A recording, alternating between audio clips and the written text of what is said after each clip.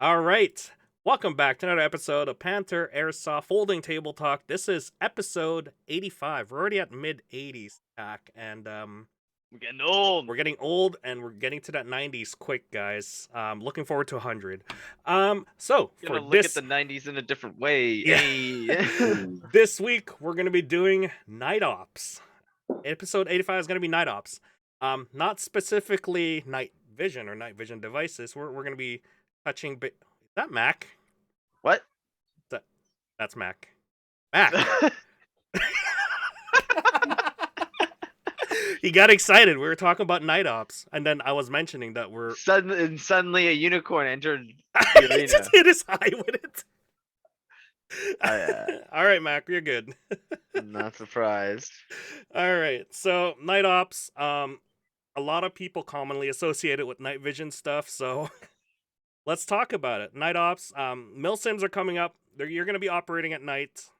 There's going to be a lot of things that we're going to go over that'll help you go through the night and hopefully fight throughout the night. Because, in certain mil sims that we have here, you know how we just kind of just ended off after the night because of the fact that like our attrition rate are, like everyone just starts leaving, right? It's pretty brutal. Well, It's okay. brutal. So let's be real, right? You cut yourself out of like pretty much. Let's be honest here. If you start most Milsim events like in the afternoon, right, slash like noon time, right? You're cutting yourself a half the day or a half the night. Sorry Yeah. the pun, right? But like so you're cutting out like a bunch of the experience for yourself.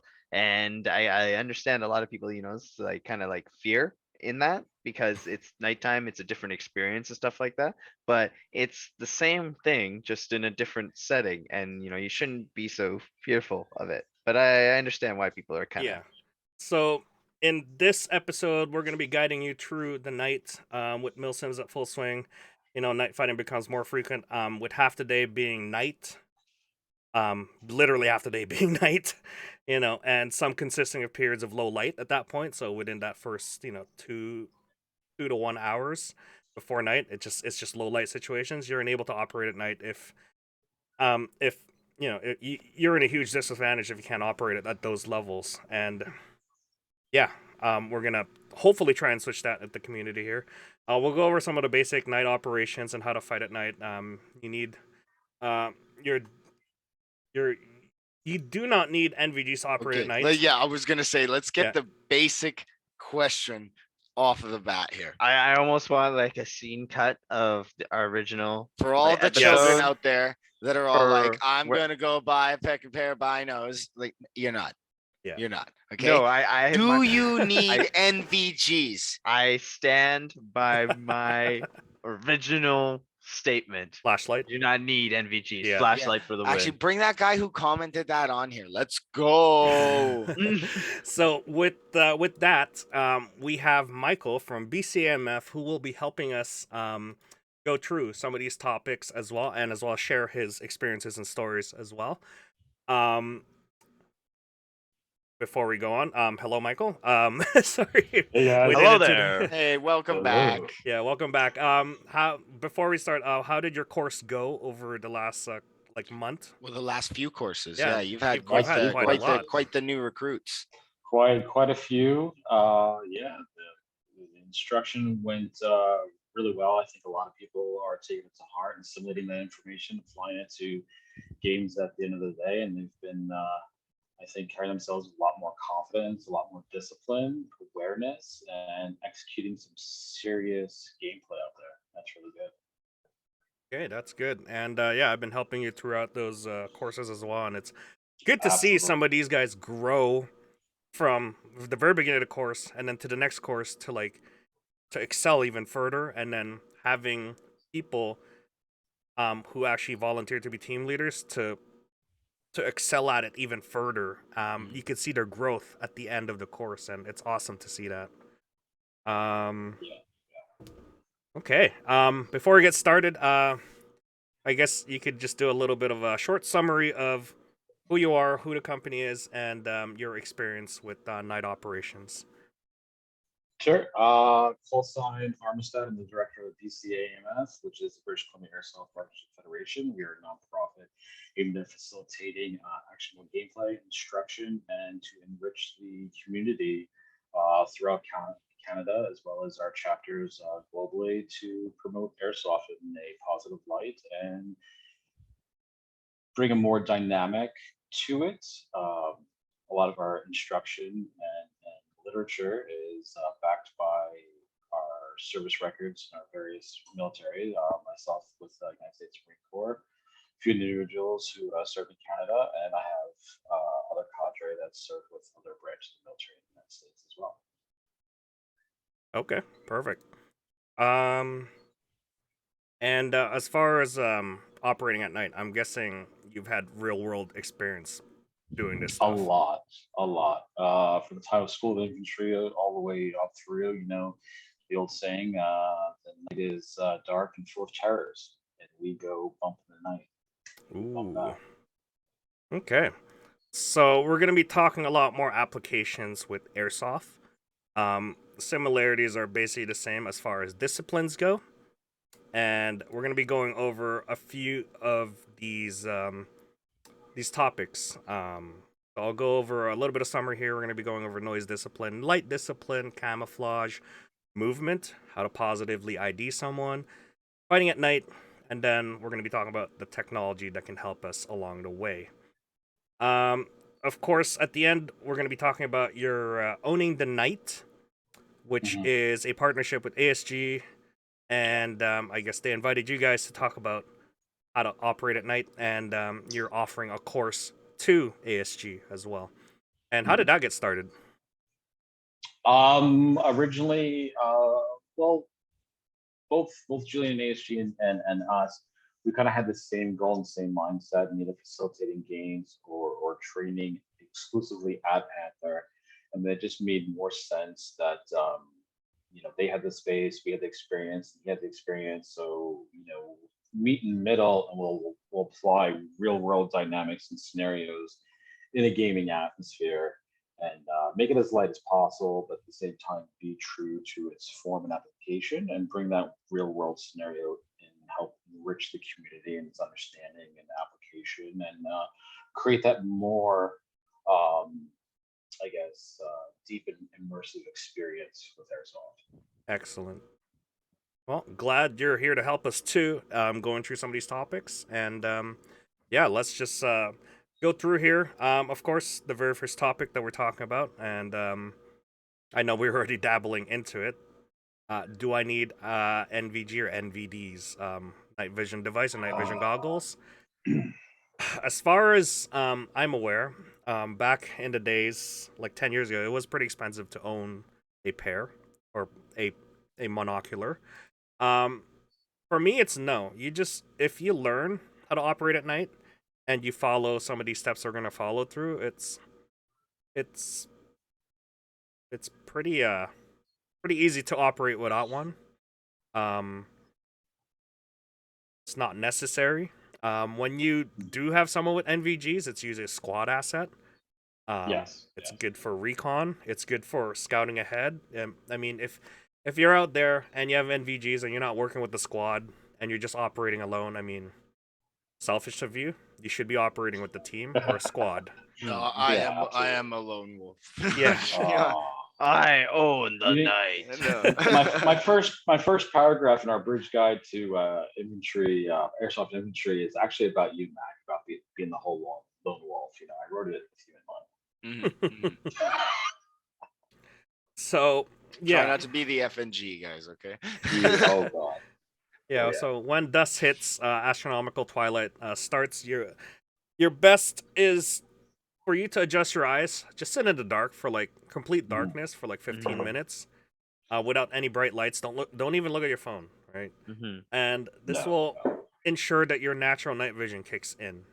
Mm-hmm. And you'd be amazed by sitting there without any lights in your eyes. When your eyes start adjusting, you can see a lot more at night.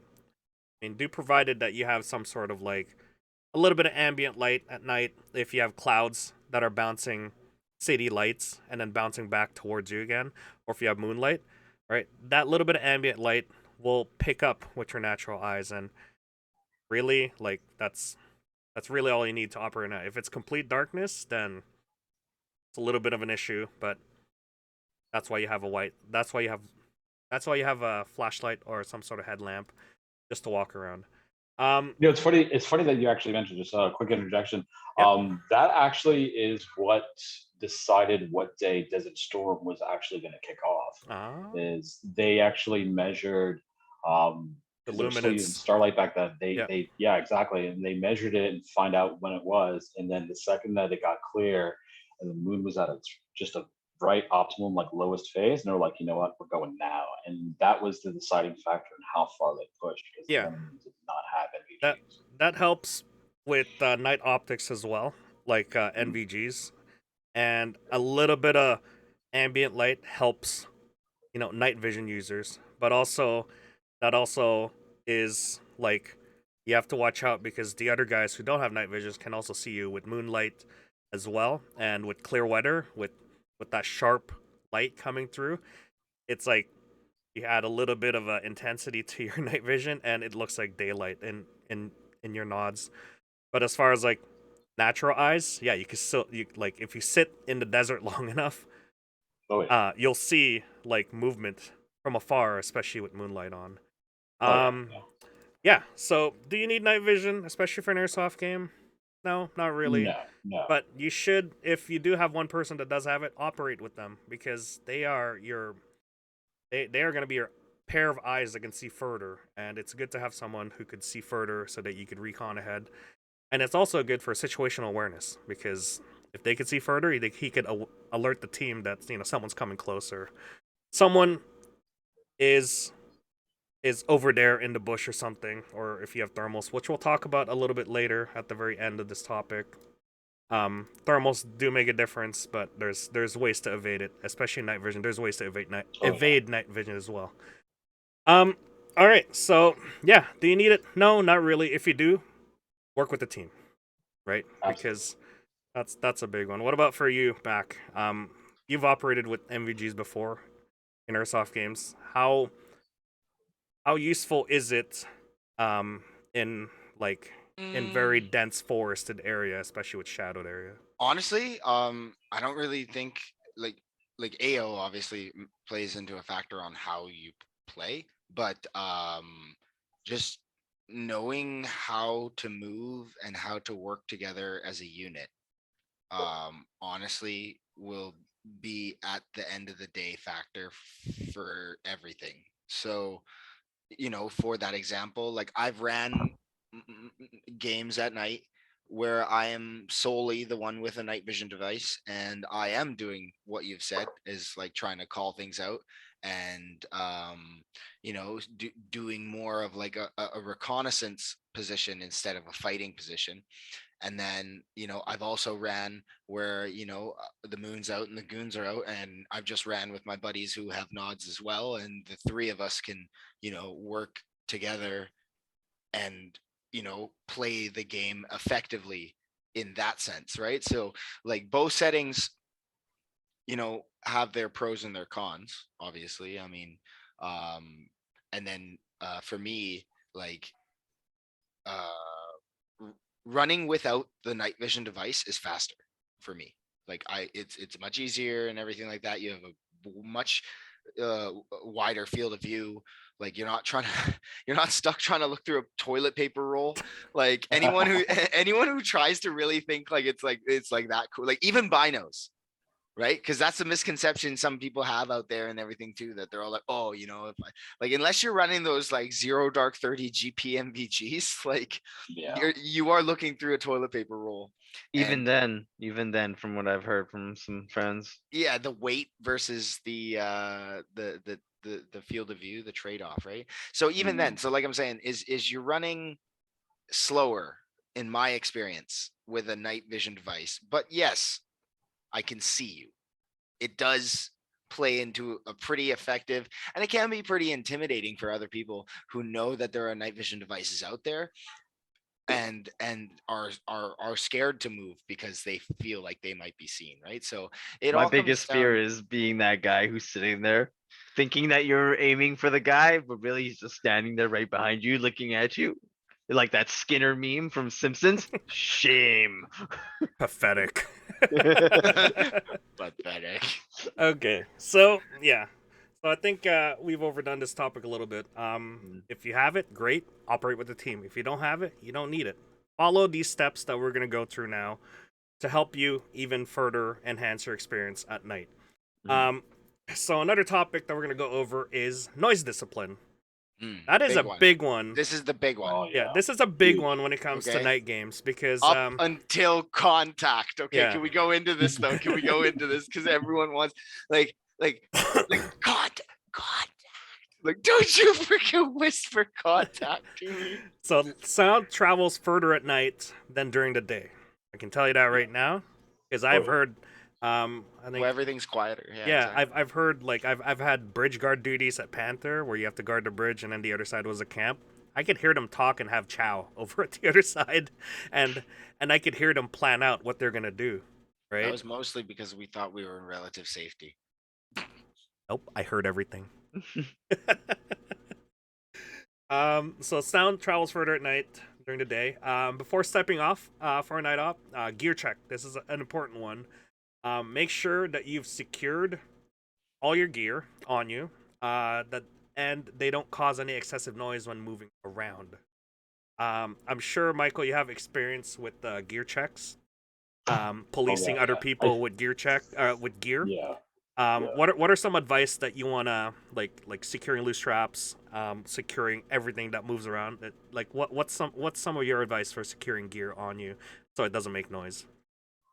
Um, I do with my gear still today at most of the games that I play are during the daytime, which is kind of funny. I use a lot of the bootstraps you have for blousing.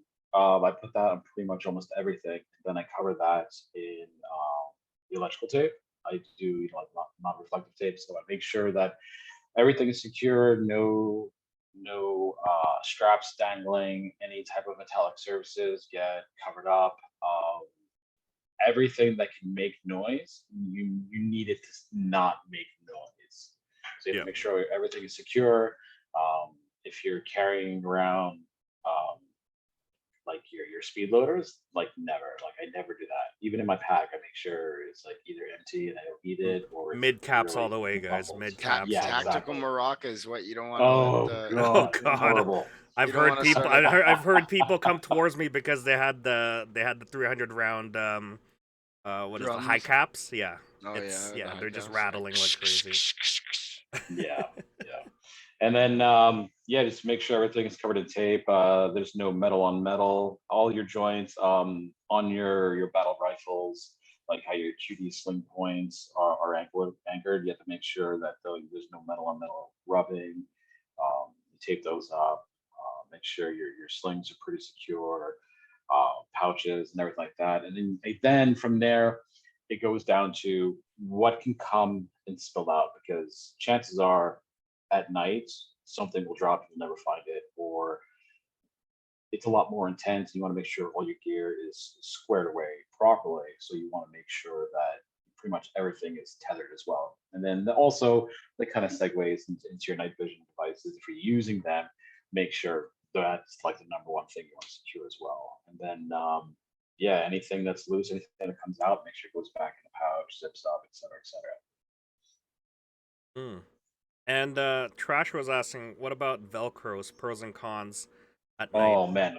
Okay, You so don't know how to tactically open Velcro, Tom? Look yeah, it up on like YouTube. That's a Yeah. classic meme. yeah. Like one of the Or first. have you ever opened up a bag of cookies at night? I mean, even my 4-year-old is mastered that The now. slower you do it, the more painful it will be. Okay, guys, Yeah. just get it done. Yeah. No, but yeah, Velcro is a huge issue. Like the kit that I wear, I use Velcro pouches because I want my stuff secure at all times. I don't want to drop anything and lose it. But there are ways that you can slide, and it's pretty much a direction of shearing, etc. But there should be no reason why you're going into a pack or anything like that. And then when it comes to utilizing zippers, it's actually if you pull a zipper laterally, so not up and down, but if you pull it 90 degrees to the side and then utilize up or down, it actually opens and closes a lot quieter. It's muffled, and yeah, it's like it's weird physics. I'm gonna try it out this weekend. Do it. Absolutely. So if I need any type of gear, like an abdomen pouch or anything like that, it comes out of my zippered ones primarily. So I don't access anything with Velcro. Got it. Yeah, strapping. Yeah, you're right about strapping gear, like your PEC box, your NVDs, flashlights. Like if it's on your gun and it feels like it's gonna fall off, secure it, because you're yeah you're gonna bump into a tree, you're gonna bump into someone, and all that stuff. You know, do you really trust the rail system mounting on it? I don't. No. Yeah. Yes. Yeah, if you have yours is strapped on there, so yeah, you should before you break it, stop it. So my advice for securing gear is go buy yourself a I don't know if you guys for the movie guys will probably know what this is, but gaff tape. It's a nice tape that does not leave a residue when you take it off any gear. And it also stays very secure when you're taping it to like a gun, to like fabrics, to any surfaces. Yeah, gaff tape is the way to go. That's what I use. They're also very expensive too, but hey, I mean, 100 mile per hour tape. What's that? That's essentially duct tape, but it's too reflective. It Yeah, needs to that's be really, really dark. yeah. Don't get something that's very reflective. I usually use hockey tape.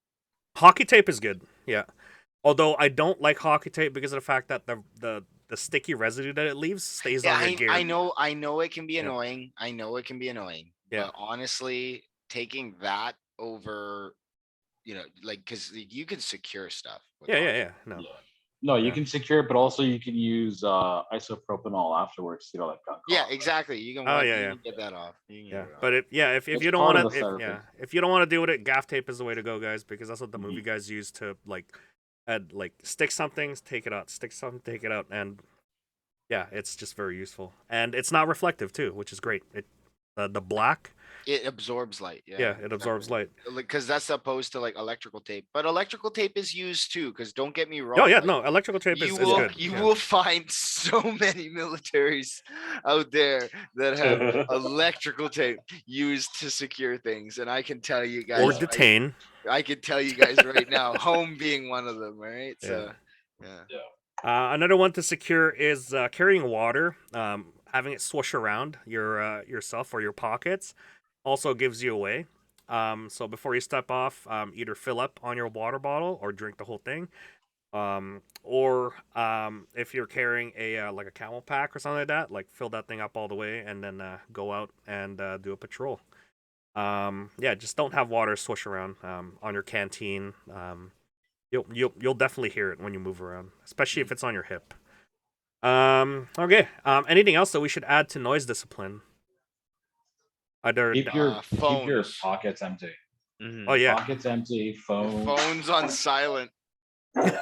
Oh, Oh yeah, I So- forgot to add that. Phones, yeah, and radios, dude. Like Well, that one's a big too. Yeah, I mean, if you're running comms with your squad, sometimes your comms is like loud enough for you to hear, but it's also loud enough for me to hear from 5 feet away. yeah. So sometimes the that ear tube, if you take it out and then you have that thing on blasting on max, you could actually hear some of the sound travel in the Even woods just with on it. Yeah, most conventional. you got to like, turn that stuff down. Yeah, headsets too, and everything like that. yeah. Well, and don't forget, even just moving around too, right? Like for people who are inexperienced with how to walk Walk, and stuff yeah. like that, Oh, because that's like that's another that's process on our as well. that's on our movement list. no, Yeah. Yeah, So that so that we'll but go over that that. but Making yeah, so unnecessary movement. exactly. So that's another thing about noise discipline too. It's just like Yeah. Unnecessary. yeah. Yeah, a big one too is just sometimes you're wearing clothing or like freaking like what is it, jackets that like when you rub around The material. the material just makes a lot of noise, right? So like find some gear that doesn't make any noise at night, and yeah, just Mm. optimize yourself so that you don't make a lot of noise. Yeah, you're right. Unnecessary movement is one of them, where you don't want to make a lot of unnecessary movements. If you're stuck on guard duty, right? Mhm. Stay still, move slowly. If you're gonna turn your head, move your head slowly. If you know that you're gonna be hitting a branch or a tree or whatever, right? Just be wary of what you're doing in your surrounding as well, on top of like your gear. But we'll go through that in movement because that's a big one. Another big one that I want to jump into is light discipline. Mm. Yes, Oh, this yeah. is a big one. You rock our discipline. Yeah, noise travels far at night, light travels further at night, because if that's the only light source people are looking at in the woods, and all of a sudden you pull out your phone and then they see your face, yeah, they see your face, right? So try not to use your phone a lot at night, because what's the first thing you do when you look when you open your phone? You look at you stick it right at your face, and then you start scrolling. And what does the other, what does like someone over at the other side see if the only light source is the phone? Your face. I see your face. Yeah. Um Gonna shoot you in the face. 20 BBs coming at ya. yeah, carry a red light or headlamp. Uh, I think you could just do both. Red headlamp. So the reason you want to carry a red headlamp is because one, for our game, or for Julian's games anyway, you wanna That is a dead that light. that that is your dead light. Yes. But if you want to prevent the enemy from seeing you, or do you want to prevent like light from traveling further, because of the glare of the light, red lamps are great for just activating, just looking at something and then turning it off. Mm. White, you could use white light to move around if you can't see anything at the floor, but that goes to the very beginning where we were talking about like sit sit in darkness for like 15 minutes so that you could adjust your natural like night vision, which is your eyes. Um, if you keep looking at your phone constantly, you're destroying your natural You're night screwed. vision. You're screwed. Yeah. Likes ain't gonna save you. Yeah. Yeah, don't I mentioned here, don't activate your light at night unless you're in a firefight, and then we'll go through that in our fighting at night segment, not segment, topic here. Um yeah, if you need to read a map or look at something, right? Cover yourself in your poncho or some sort of piece of clothing, and then like get really low to the ground, and then afterwards open up, whatever you're looking at, a map, your compass, you're using a compass or a GPS, or your phone, or if you're texting someone, yeah, cover it up before you start using it.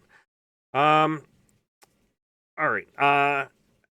You want to add something to this, guys, before we move on to some of the more advanced stuff here, like IR stuff? Well, so basically, just like reiterating that everything you said, like for all that normal white light, also translate into IR as well, in the IR spectrum, because exactly like you have it listed here, like sorry to just skip ahead just a couple Yeah, that's sentences, fine. right? Because like if I can afford MVGs, most likely not the 13-year-olds in the channel, but some of the other adults can afford MVGs too. So like, especially in an airsoft fight, and especially if you go to like the big events like MSW and American Milsim and stuff like that, and other and Upline claw, Offline claws, stuff like that. Those are gonna black be like sheep black events. sheep, like those gonna be those big events where you're gonna have a lot of really serious players that have a lot of this, like similar mindset as yourself, interested in going to those types of things. So when you go there, all of those things that you have and nice toys, they probably have too. So yeah, exactly. Like light disciplines translates into the IR spectrum as well. Okay. And Michael, do you have how disciplined were you when it comes to light discipline in the military? And noise, like and just Yeah. everything. Noise. And it's funny because when I first started addressing noise, it was more of a cleanliness thing and just squaring away your gear. We didn't understand that until much later. I felt like, Danielson training under Miyagi. It's like, why are you telling us to do all these things? Tie these straps down. It doesn't matter. And then all of a sudden you're like, oh, it makes perfect sense. And then we start marching with your platoon and all that. And then you start to understand that. And when it came to night display, I was like, why are we sweeping? Why are we using our moonbeams, our little L bracketed flashlights in this way? Why are we using blue and green and red at certain times? And it slowly started making sense. Um, for night games, whether it's airsoft drop-ins or anything like that, if you play at night, instead of using white, if you could find colored gels over your lights as well, you can use other spectrums of the color spectrum, because they don't travel as far. You don't necessarily bleed out. You don't have that washout because white is so bright and it's so reflective that you can tone it down a little bit, lose a few lumens, and utilizing the spectrum in blue and purple, for example, that when you're utilizing it, it looks almost like a black light, and it helps, if you're working up in your local space. But from far away, once you get after 50 feet, you can hardly discern that color from far away because our eyes can't really pick that color out from so far. And that's another reason why I personally, I still rock the old-fashioned moonbeam, but I also Fulton light. run, yeah, yeah, Yep, I have one I too. still rock that and all the different lens covers, but also utilize a green flashlight as well. I have a green illuminator. It's about 800 lumens, and then one, you don't spook wildlife because it doesn't affect that. So Really? when you're out in Okay. the bush, if you're hunting, green is the way to go for hunting. Like when I rotated back from Fleet, and I'd go hunting, we would do wild boar, deer, all kinds of stuff, and turkey as well. And when it came to the boar hunting, green was phenomenal because the white light did not spook them whatsoever. You can get really close and really engage them. Um, but then with humans, green is a spectrum that we see so much of. But when you're using a green flashlight, that too, after a certain distance, I think it's something like 180 feet, the brightness of someone viewing you illuminating something is drastically cut down as well. Oh, so there's a huge fall off with green then. Okay. Yeah, yeah, yeah. Not as much as blue and red, but red is one of those things depending on the tint of it. That's the reason why, if you've noticed, if you looked at the moonbeam, for example, the red has actually changed so much to the point now it's almost more pink than red when they use it in the military, and it's Okay. because of that reason, because it's just how your eyesight drops off from viewing it. Yeah, my surplus one that I have here on my hiking bag is like literally just it's got that red filter lens, right? And it's, I would say, like it's pretty light compared to like what I've seen in past. Okay. That's good to know with the different hues. I didn't realize that certain animals are not able to see the full spectrum, so that's pretty Yeah, cool. yeah. Yeah. All right. Um, so another one to watch out for is like technologies like phone, watches, small LCD screens on equipment.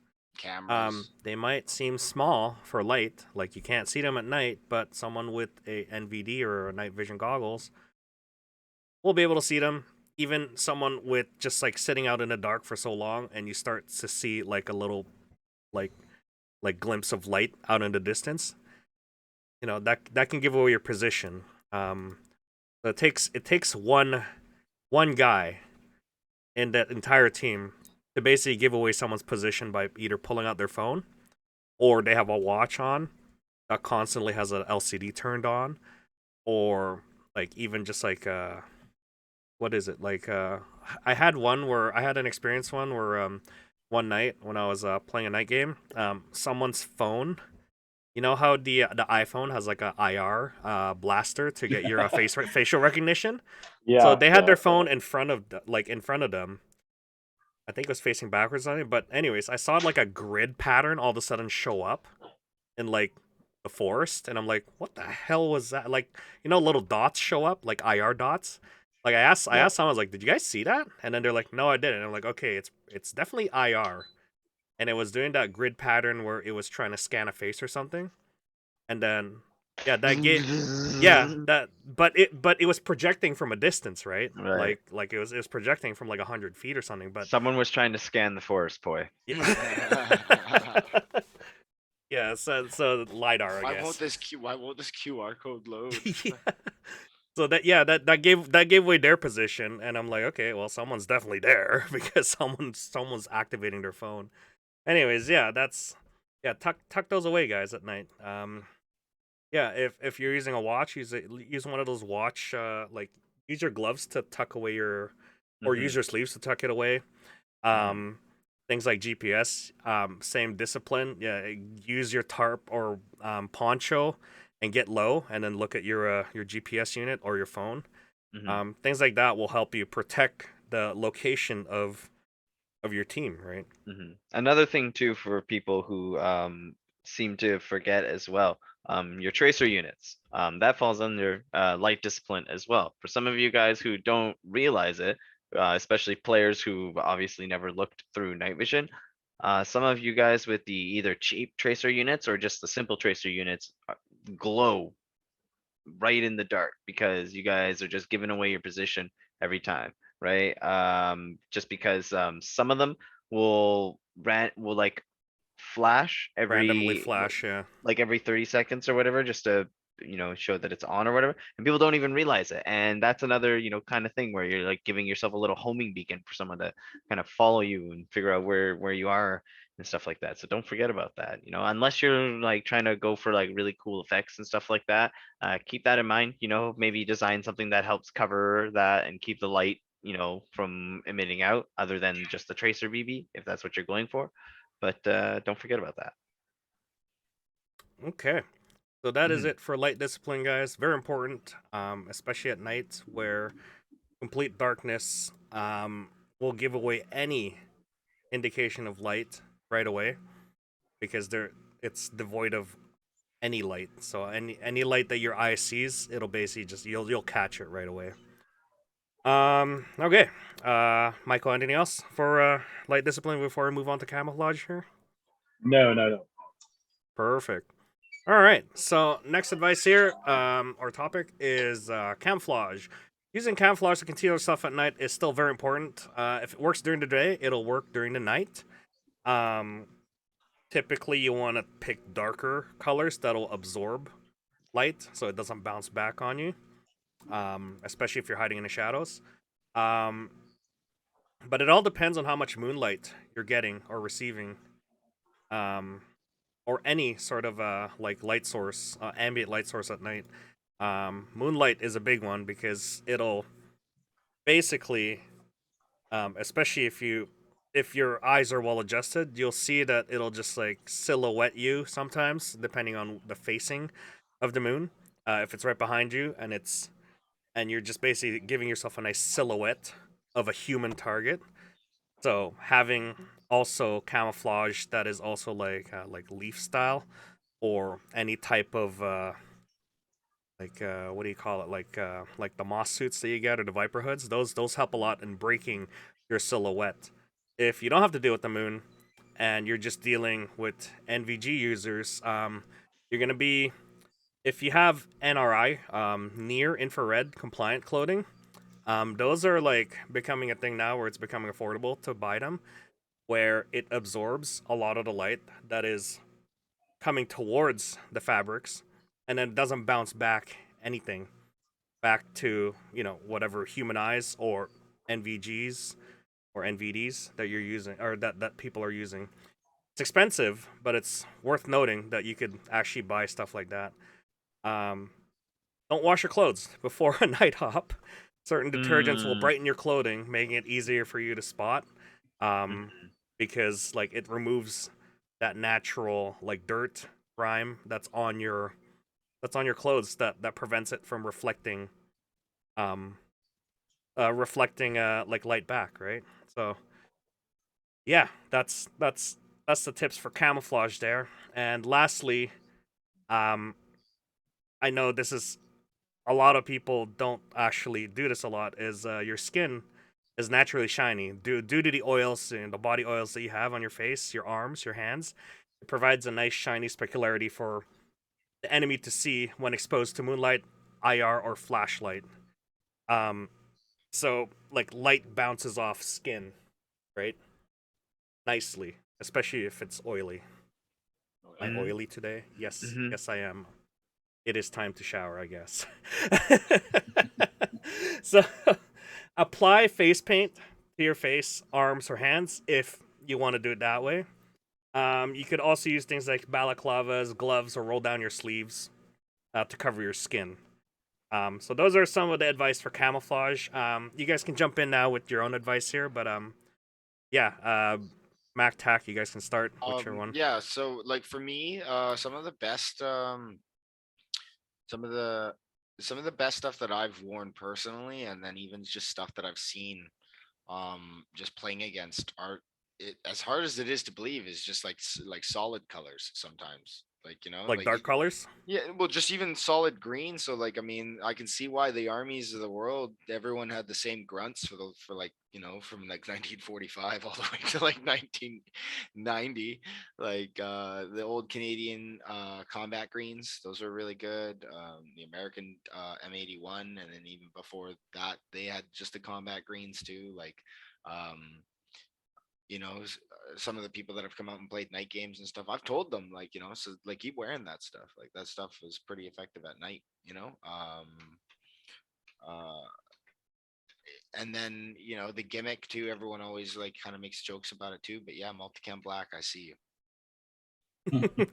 Yeah, I see you so clear. It's so funny. And same too with some of the when you're talking about materials, some of the reproduction brands, you guys have to be careful. I know some of the repro cry. Yes, sorry, Henry. The Emersons, yeah, the Woe Sports. Yep. Sometimes if you guys are wearing that cry cut style pants with the like the G3 style combats, that stretchy material on the knees. I've seen some companies that have made those and stuff like that, and you're literally a glow stick. So the Mhm. plastic that they're using for the knee pads you're Yeah, talking about. that No, no, and no, well, not the knee that pads. Isn't it that the and stretchy the material? stretchy Oh, Yeah. material. yeah, yeah, yeah. Yeah, The spandex that they use. Yeah, yeah, Yeah. that's yeah. naturally that naturally like bounces back light. Oh, How to dude. Yeah, tell fakes from real ones. Yeah. yeah. That's why I bought Proper Cry. Did you buy it though, Tony? Did you buy it? It are your cries natural? Like, are your cries NIR compliant? Like near infrared, like compliant, meaning that they don't bounce back all I'm the. pretty sure the material is made of that, and as long as you don't like go and put through excessive wash or put chemicals on it, I'm pretty sure it's good. Like my JPC is amazing. It doesn't shine back. Okay, okay. And Michael, do you have any advice for camouflage Yeah, in what's terms your of experience? like what's your experience with it? A lot. So anything from face paints to the different uniforms we've had. It's just unfortunate that we're still rocking woodland in the desert. But other than that, um, I gotta say the digital patterns are also a lot better because it's hard for the brain to process those Yes, shapes. actually. And as Yes. Sorry, long I as you forgot to break mention it that. up, Yeah. yeah. But also like for example, anytime I do a mil sim, I bring a ghillie kit for my battle rifles. That's the number one giveaway as Yep. well, is that you see this big obtuse, object. I mean, you can see it out there, but as long as you have that gillied up, you're really good. Mhm.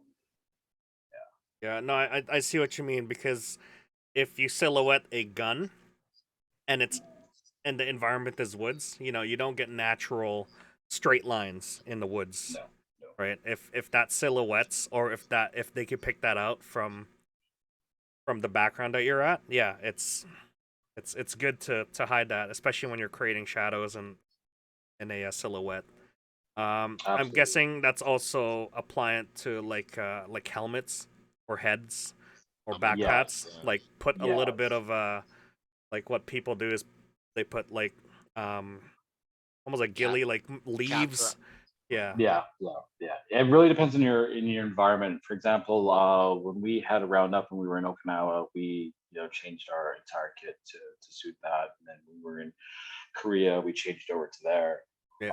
And same with the uniform. I mean, your BDUs dictates, the environment that you're going to go in. Usually, that's going to determine. You have your mission parameters, and then you have to change your kit up accordingly. Did you have Marpat before you got out there, Mike, or did it make the change officially, or were you still Regular infantry started getting Marpat at close to my end. We were still rocking Woodland for the majority of the entire campaign. In Force Recon, it changed a lot. We did get the desert camis. right? So you and got then air and stuff, yeah. Yeah. And then there was a short period of time where supply chain was an issue, and we had one tech that we had to drop into. We actually ended up with ACUs. Yeah. Let's not talk about that. Well, I mean, it works in the concrete buildings, right? Yeah, no, it worked or in that grandma's aspect. couch. Yeah, but that's another thing too, is that every single city in the Middle East is so different, that we actually didn't feel properly camouflaged until we started getting more of that coyote spectrum stuff, and then also running the deserts. But we actually didn't use a lot of Marpine at all. And then when we were in Afghanistan, we were utilizing more of like the what we can parallel to like the desert frog man shirts and all that. But it was a mishmash because in the Marines we have supply issues and budgetary issues. What he's trying to say, ladies and gentlemen, is that he was a 12-year-old's skin mashup on Fortnite. I'm gonna put this together because it looks cool. Absolutely. I'm gonna put this together because this is all we have. And Well, Marines are well known for utilizing what they have. That boils We down to make that. do. Yeah, you make do with what you have. Mhm. Okay, so yeah, another one that I want to note is the Israelis do a really good job of with their helmet Yes. covers with the Oh, netting. the chef hat. Yeah, the That- chef.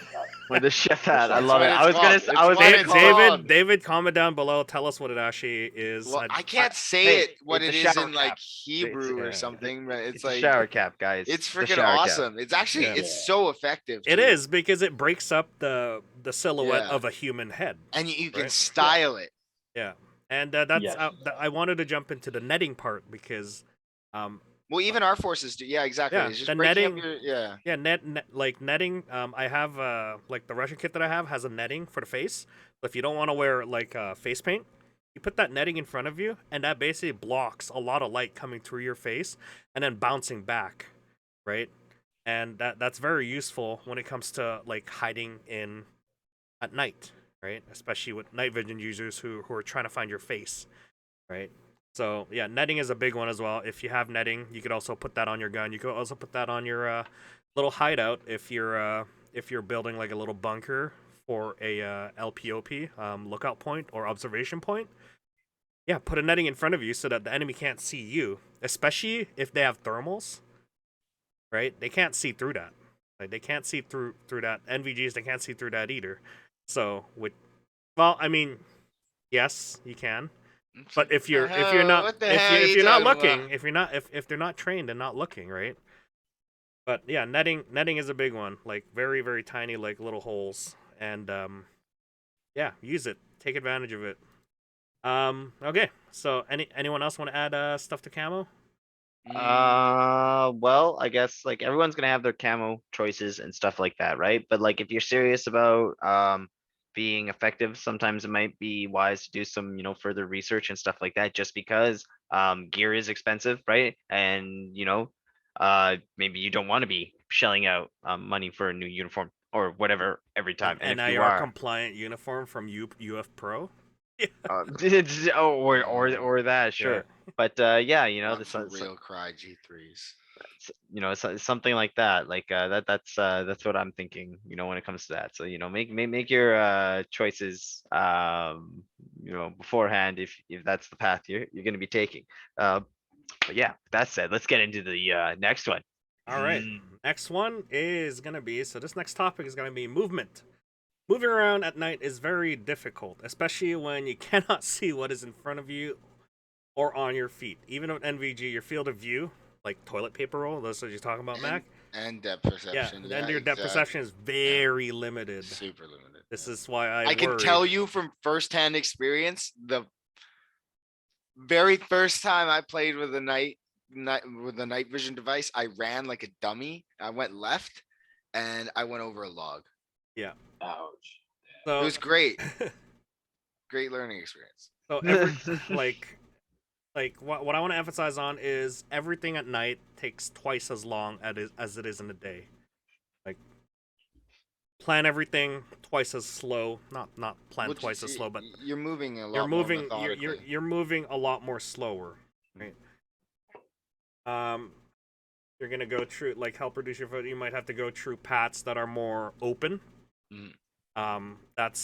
That's gonna be up to your squad leader's discretion or your fire team's discretion on how much movement you're gonna do.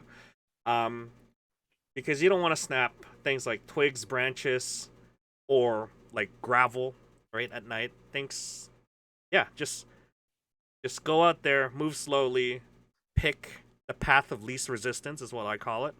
Because if you're gonna pick a if you pick a path of least resistance, that also means that you're gonna get ambushed as well. So go slow, especially when you're going through these open areas, because you really have no choice. If you if it actually we'll get into that part, but keep your squad dispersion at around 5 meters or less.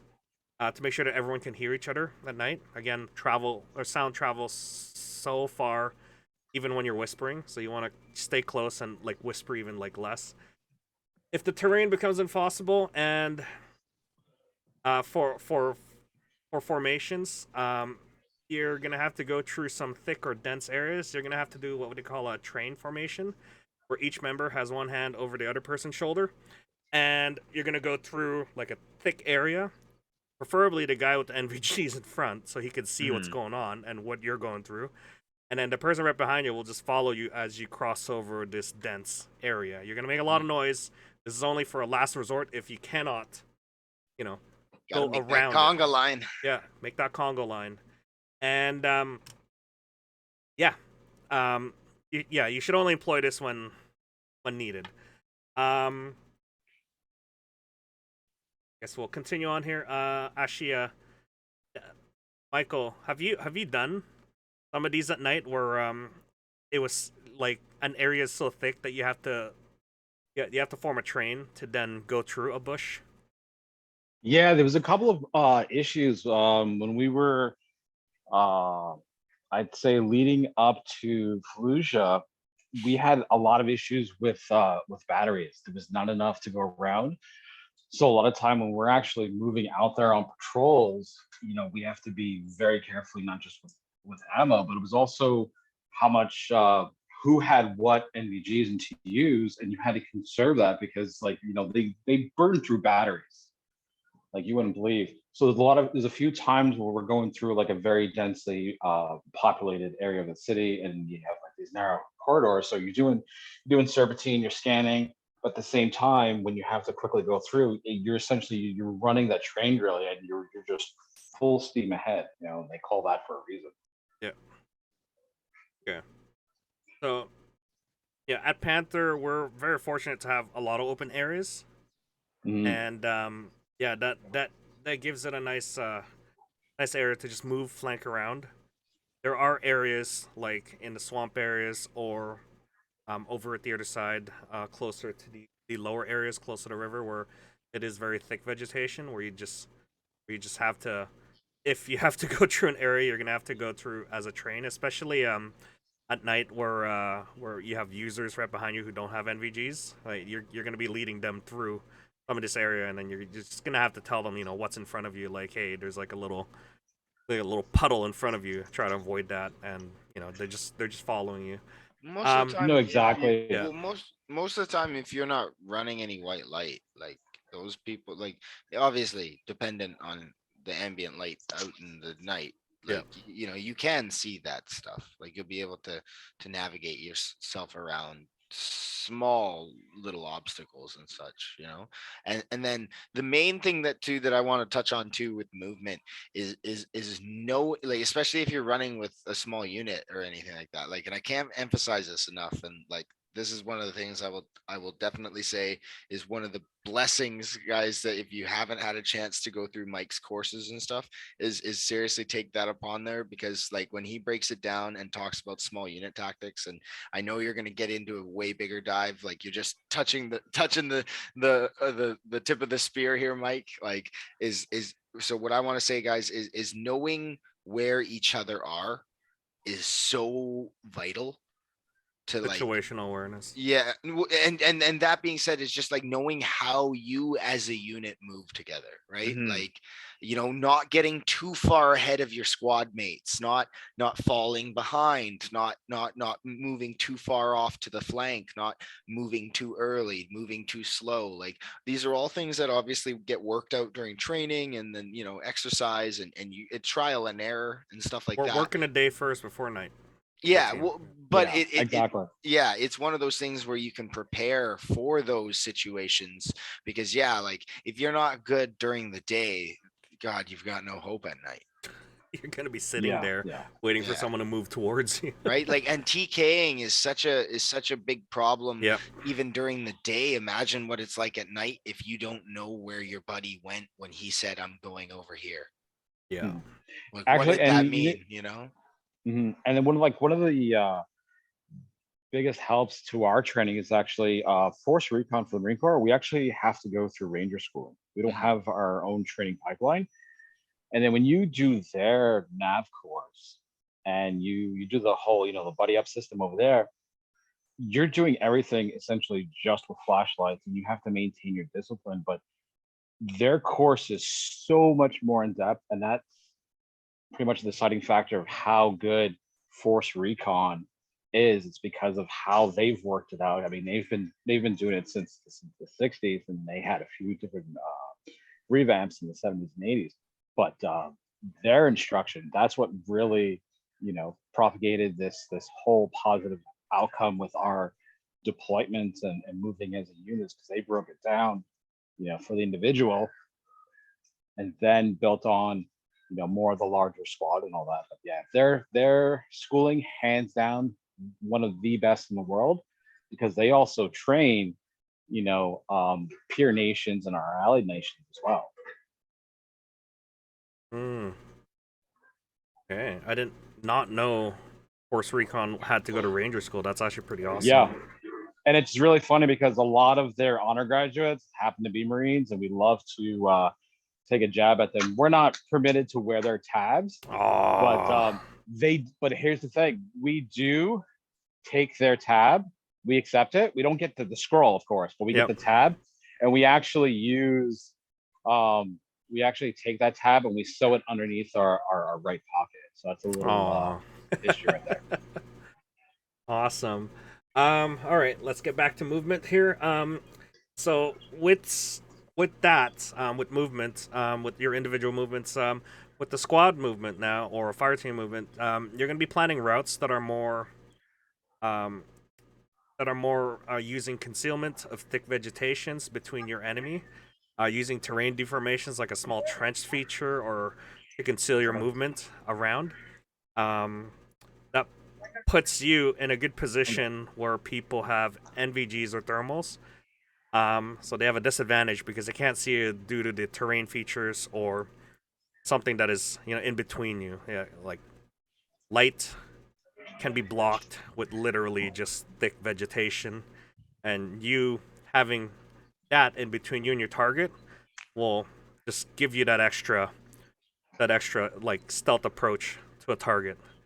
And yeah, like I said at the very beginning, everything takes twice as long. So take your time when approaching a target or approaching a location or rally point or a rendezvous point, because yeah, any like anything from your noise discipline to your light discipline can be ruined as you move forward towards your target. So that is a big one for movement, is just place yourself in between something that's going to block their line of sight, and as well as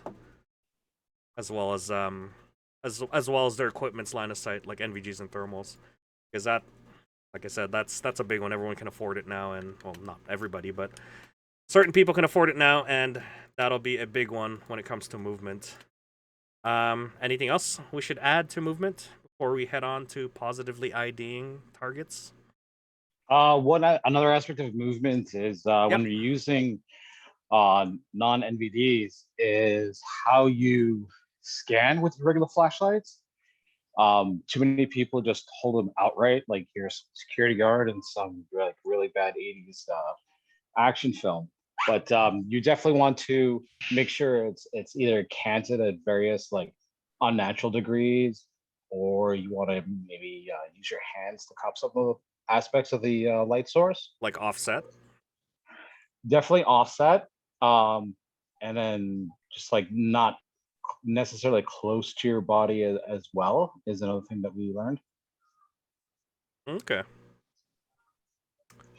And then of course, when you're traveling in a unit, you shouldn't be using your white light if the next person beside you has NVDs. You just have to make sure that you're at a good close distance to them so you can match their pace. That's another reason why they teach marching in the military, is that you can count that cadence and move in rhythm as well. All of you move at the same time. Yes. Okay.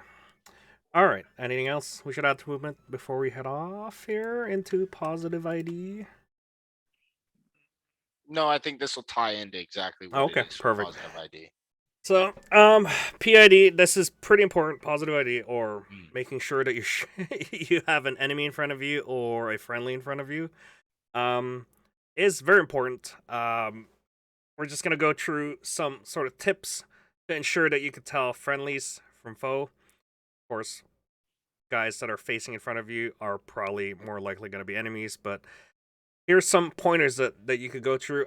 For friendlies, use reflective tape or reflective patches behind, like either on the shoulder or behind them. Like glint tape. I don't know if you guys ever use glint tape. It's like it's close to glitter tape at that point. Honestly, glint tape. Reflective patches are a big one.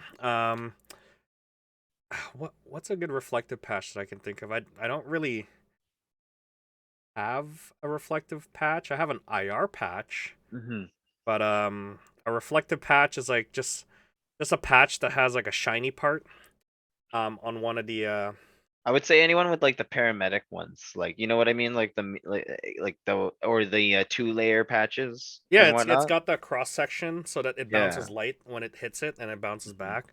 Yeah. Do mind that like if you put that in front of yourself, you're also giving it away to the enemy. So try and put it right behind you. Things like cat eyes. The Marines love that. It doesn't have to be Yeah, we fancy. do. Yeah, it doesn't have to be fancy. You could literally just put like glint tape on like one of those like workout bands, and then just put a little glint tape on the back, and then just put it right behind your helmet. Honestly, like anything right behind you, like why would you be facing the enemy with your back? It should be always at your front. When you're looking at someone's back, usually that means that it's your teammate, right? And if you could see a pattern of like a glint tape that you have, this is also a good practice when it comes to like if you have an organized team to have a similar pattern of glint tape or reflective patches or reflective tape. You could either do like one, two, or three in a row, or two, or a single one somewhere, or you can make like nice shapes and stuff. Yeah, Like I usually just have one IR like patch or something like that. Yeah, some yeah. kind of reflective material on the back of my helmet. Yeah. Just so that I hope I don't get PK'd. Yeah. shot. Yeah, it doesn't help. Yeah, no, I have a cat eye So- on my helmet, and that proves really well when you have people who are looking at it, and it's one of those glow in the dark ones where they just look at it and be like, oh yeah, no, that's pretty cool. So yeah, that's one way of identifying teammates, because yeah, it if you're walking in or if you're walking in a line moving forward, in a column moving forward, and then you see someone in front of you, and then you see the reflective tape, you know right away that it might be your teammate. And then we're going to be going over some challenge questions later on, but yeah, that's one way to identify your troops. Another one is using chem lights. This is also good for identifying friendly troops. You could buy things like a chem light shield device, which basically hides your little chem light in a little shield where you could just open and then close it. Chem lights are great. They don't require batteries. They run off chemicals.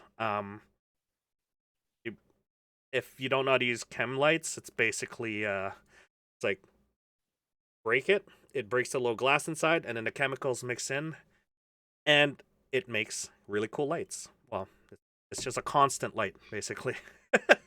Hey Mac, you can count on virus always shooting you in the back. So yeah, you can have that in front of your chest if you need to identify someone. Um, if they ask you, what team you're on, if you have a specific chem light color that you guys use, you could basically open the shield and close it, or you could just have the chem lights in your pocket. Honestly, like that's a good way of identifying someone is with colored chem lights. Or tape them up. I've seen that one too. Is where you Yeah, just, yeah. yeah. But yeah, you want to hide because it's constantly on. You want to hide that chem light somewhere. So a zipper, a pocket, or if you have a chem light shield device, those are great to hide your chem lights in front of your chest. Yeah, so chem lights, they're great. They're also great for marking like team leaders, squad leaders, or anything else that needs to be marked on the floor. Yeah, that's how you could that's how you could ID someone by using chem lights. Do mind that if the enemy's carrying the same color chem lights, then you're gonna have to figure stuff out. Before I move on to the next stuff, does anyone want to add anything to just like using reflective tapes and chem lights? Well, so even like, so for PID, like just like the concept of PID is like, and this is where I tied it into movement too, is like, if you're in the fight, like it's not about whispering anymore. So being in communication with your team and stuff like Yes. that is like definitely a big and a constant that needs to be updated, needs to, like, if I ask if you're still up and you don't respond to me, I'm gonna, take that as like the bad thing that you got hit, right? So I'm gonna now turn my gun that way. So like it's one of those things where you definitely need to make sure that you guys are communicating, because yeah, the last thing anyone wants to do is shoot their teammate, right? So Yeah. So that's where we move into the next section here for challenge and as well as the passwording. But any like Pack or Michael, do you have anything to add in terms of just like IDing someone while moving around in this portion here? No, because I mean, you summed it up perfectly. Because that's exactly what we used to do. Is we had either markers or patterns to differentiate between rank and the whole rank structure. Yeah. You summed it up pretty good. Yeah, it's good to identify who's in charge with like chem lights because that's just one of those things where you need to know command and control structure and your loss, right? Go to a specific color and then they'll reassign you or they'll find out where the other guys are. Yeah, because we used to do the same thing for like rally points, etc. Oh, yeah. If you know a certain color, that's a hot area. Either stay away, or if you saw this other color, it's a safe rally point. Yeah, and chem lights are nice because they don't actually emit like a light that can go infinity. They have a fall off. Of course, you're not going to place it where the enemy forces can see it from a distance. You want to place it right behind like a tree or something that's facing towards your forces, right? So that but if you set up a rally point, you just put like a green chem light on it, tell everybody that's a rally point right there, right? Yeah. And then that everybody will see it as they keep pushing. Like if someone was to like in an airsoft game, this like let's say that's a respawn point, right? People just walk towards it, just look back a bit and be like, oh, there's the green light. That's where I'm gonna like respawn. So exactly. Yeah, chem lights are great. Michael, you're also saying that the dollar store chem lights are like pretty much the way to go because like it's cheap. Believe it or not, they're cheap and they work. Just a funny quick story is that one particular incident we were doing for internal defense that we knew that was a hot zone, and what we did was we distracted the enemy simply by taking a old like party glow stick collar and we put it on a goat. We sent this goat out and I feel bad, he was the enemy engaged him, but because they engaged him, we knew where they were, where that fire team was, and we're able to quickly take them out. Well, That's distraction at its best. Gotta love the goat, you know. Yeah. Okay. So yeah, so that's a quick way of PIDing someone. Another quick way, and this one is something that should be used more in a lot of milsims. I know MSW does it a lot, and a lot of the American milsims do this a lot. Is challenge and passwords. You could use that at night. If you want a good example, if you ever watch Band of Brothers, um, Yeah. if someone says thunder, what do you say? Flash. Flash. Flash. So you could Lightning. yeah. Dead. Yeah, you could say something like I don't know. I'm gonna go 90s kid here. I'm gonna say something like go, and then someone says Grizzlies, and then yeah, there you go. I just dated myself. Sorry. You could think of things that are funny. What did we in MSW? We had a Rick and Morty theme one, which is hilarious. Oh geez, Rick or something like that. I forgot what it was. Like, I'm Pickle Rick or something like that. Oh geez. Oh geez, Oh, I'm geez. Pickle Rick. Yeah, something like that. So you can be creative with some of these. It could be specifically just for you and your teammates, right? An entire platoon or squad can have their own thing. It's really up to you. That's the best way of using challenge and password. You provide someone with a challenge, and then they give you that password, right? Um, it's pretty easy, but you have to be vocal with it. So if you're in a stealth mode, you'd be like, and someone passes by, right? Have your gun at him and be like thunder, and then if he doesn't respond back with the proper challenge password, then basically blast him. Luckily, this is Airsoft, so you can shoot him and revive him right away, guys, if you made a mistake. Just mean- a reminder. I mean, that is true. This is as a well. game. It's just a game. Another So one. literally shoot first, ask questions later. Another one. Tax 101. Another one that I like to hear from challenge and password is I don't know if you have this down at the States, Michael, but it's the one where it's the password where it's the numbers challenge. So you have to add up to, like, let's say 7. So if I say 5, what do you add up to? 2. 2. So if it adds up to 7, then we all know that is it. That's I've heard that from I think Omega Ops ran that a while back where we did the numbers game, the numbers challenge, and that was actually pretty easy to remember for some folks because it's like you're just adding up numbers. That's it. Another one is you could also do I think Steven also mentioned this the if you're using IR lights or using flashlights to challenge someone, you could do something like or even like a dog clicker with this one. You could hit someone with the light 3 times. 1, 1, 2, 3. And then they'll respond back with 2 clicks. 1, 2. So that confirms that they've received it. Or that's their challenge basically. And then the receiver will then flash once, saying that okay, cool, it's clear, you could come over. So that's a good way of this, like, doing distance challenge basically.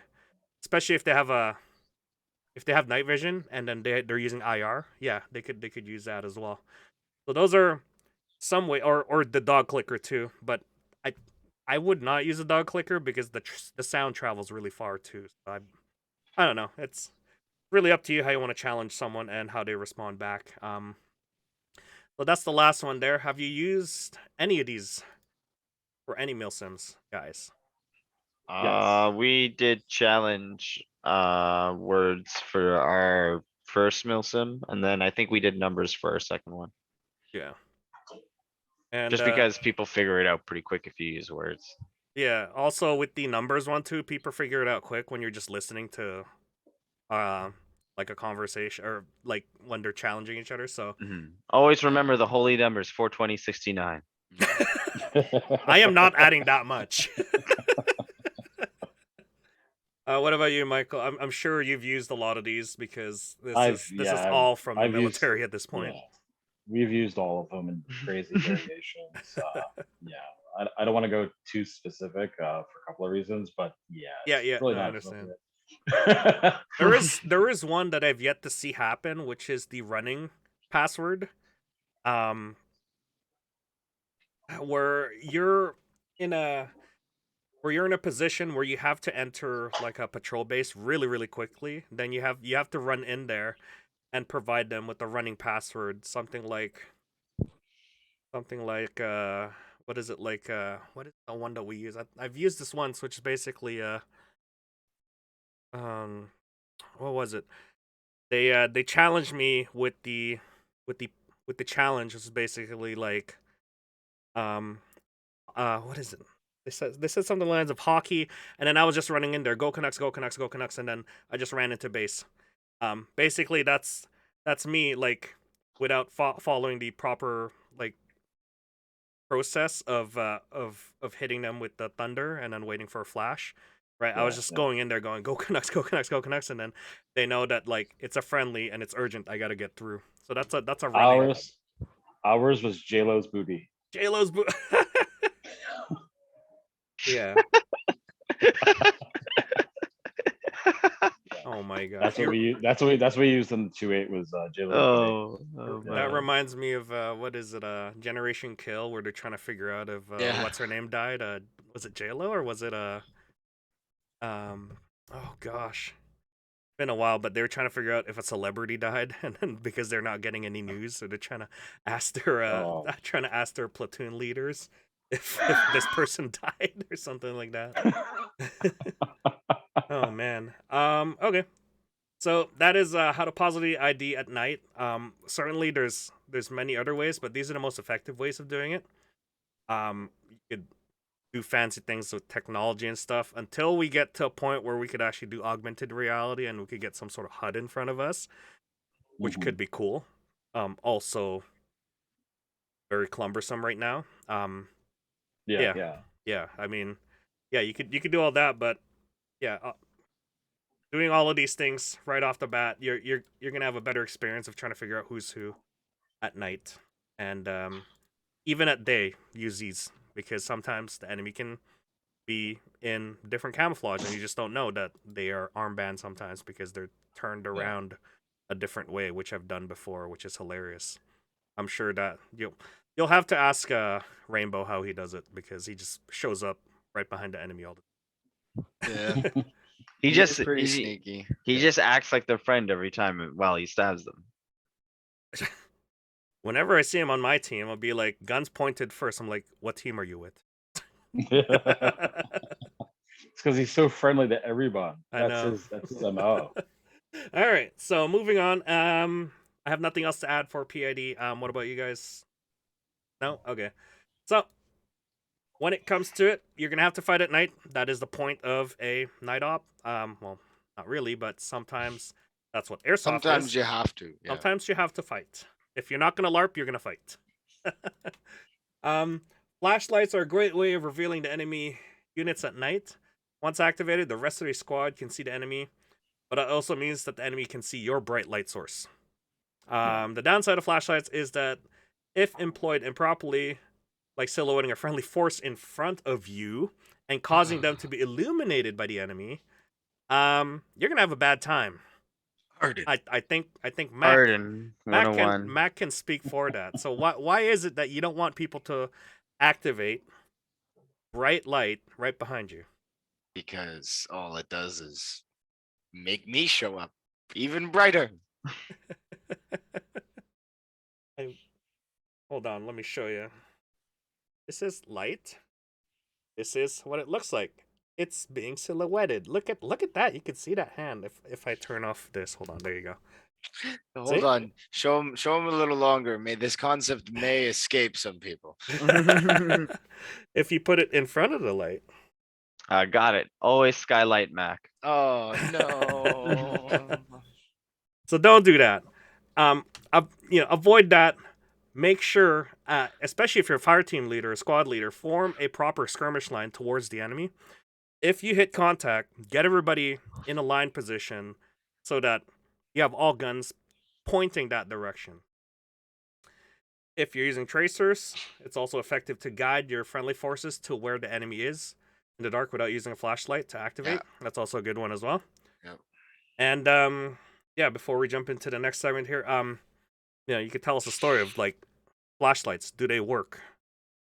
They do.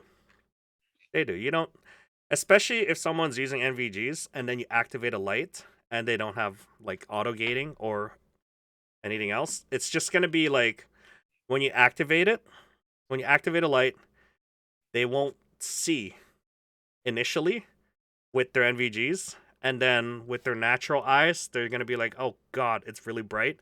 For that few couple of seconds, they're just gonna be in the daze mode at that point. Bam, bam, bam, Yeah. bam. And then that's when you like pop up, ambush them. Like at night, like ambushes are like the best way of taking out a team because they're not expecting to be hit, or they weren't prepared, or their pants were down. I don't know, a little bit of both. Or they were Look, eating breakfast. Who knows? Ooh, yeah, that one too. That was a fun time, Tech. It's just MSW, you guys were eating breakfast. no. We attacked somebody and they were eating breakfast. Shot the oatmeal right out of their hands. Wow.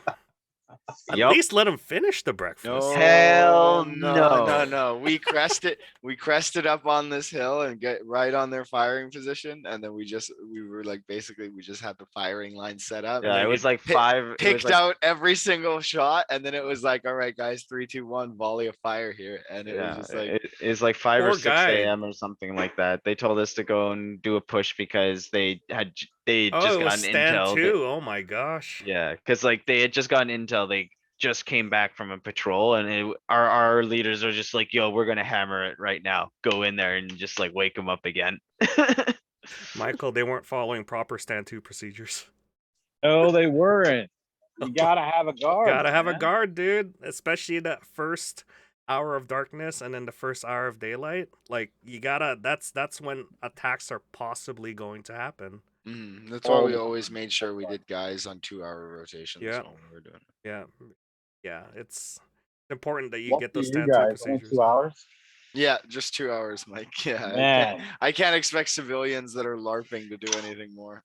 Michael, I need my sleep. I need my beauty sleep. Okay. Okay, Oh my God. I can't threaten them with the brig. I can't threaten them with disciplinary like shots to the head. Like I can't threaten them with knife hands because they'll be like, "You're being mean to me," and this is Airsoft. Like, That's like, terrible. yeah. I mean, if you came to MSW, you'd love it. It would probably you'd laugh because it's nowhere near as close to everything you have experienced, but you'd just be like, Mhm. How about you, Michael? Flashlights. What's Is your that take? what's your take? Flashlights or just I know in airsoft rules you have to turn on your flashlight to be able to fire. What's the No. situation like in real life? No, you only need to have it on when you're firing. You can There immediately you go. turn it off because it's supposed to mimic that muzzle flash. They want Yep. that immersion. And then when it comes to tracers, every event I've been to in the States and the games that we run tracers pretty much, salt and pepper, or it's like one every like 20 or like no, it's two to three every 20 rounds. So it's your first 3 is your tracer, then 20, then 3, then 20, then 3 for your mid caps. And then Right back. yeah, that's basically how we ran it.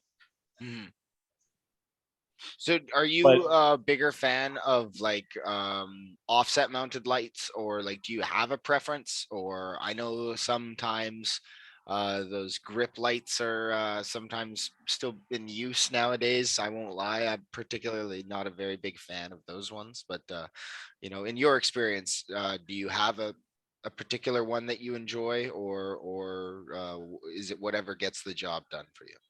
I use offset on my battle rifle. On my M9, I do have a light for it, but I hardly use it anymore because I don't play a lot of night games with using a pistol.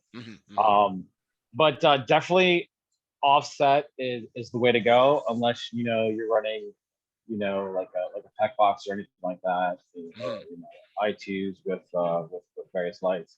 That's one way of going. But usually just an offset light is fine. Make sure it's not too bright. I mean, it's kind of pointless being above 500. I run currently 800 only because I do so much in CQB. and it's very good at distracting your opponent. Yeah.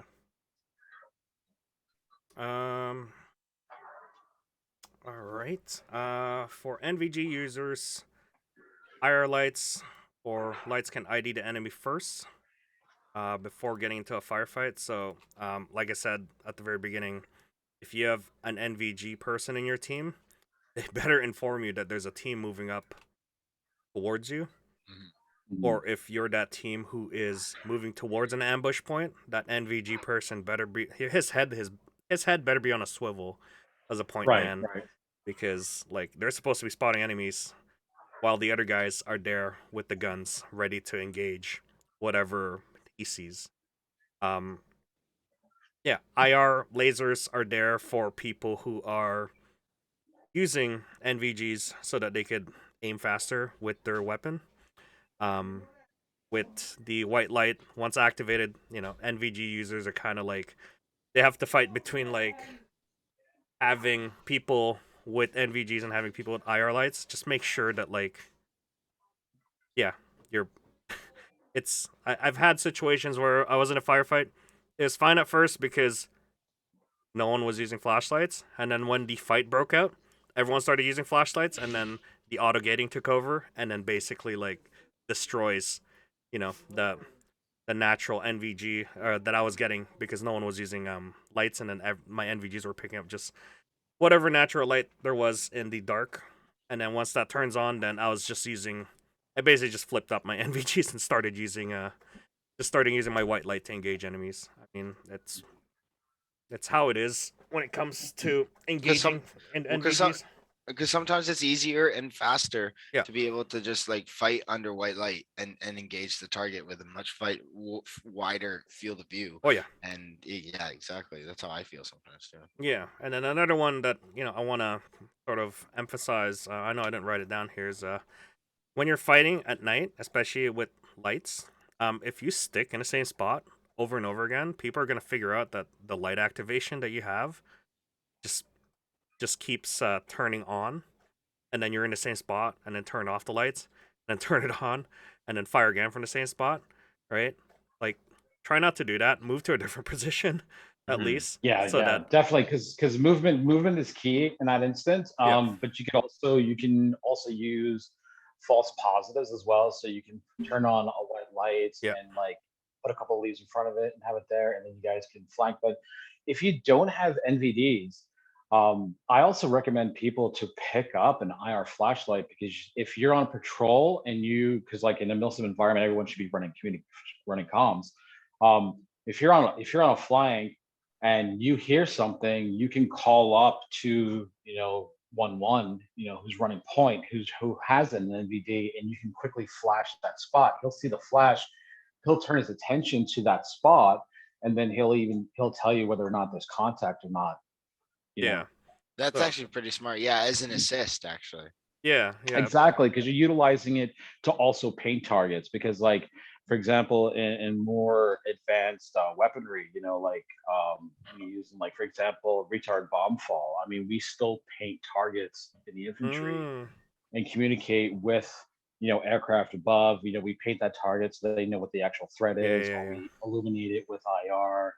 And then again, communication on the squad level, the fire teams, and throughout the entire platoon is so important. But having these tools to do it is what decides how positive that outcome could be.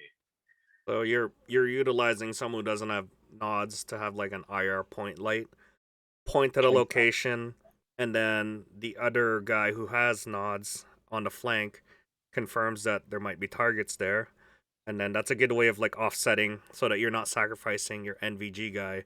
You get shot up first when he Exactly. activates the IR light. Exactly. That actually makes a lot of sense. Yeah, because any person who has like a critical role in the team, for example, NVDs are critical, squad assets. You Yep. want to then make sure they're protected. Then you have your machine gunners, they're a squad asset. And then you have your grenadiers, they're a squad asset. So Yeah. those three key people, and at least one of your squad leaders, is the most important. Everyone else is fodder for the Yeah. engagement. So if you're not running those devices, you should carry an IR flashlight so you can be that point of contact. So if you see contact, and if it's true that enemy had nods, they'll see you before they'll see anyone else, hopefully, because it's beaming at them. And then your NVD users can then focus fire that, and then they can call focus fire, and then that's when it kicks off. Because you don't want to trigger the engagement prematurely with white light, green light, blue light, red light, whatever.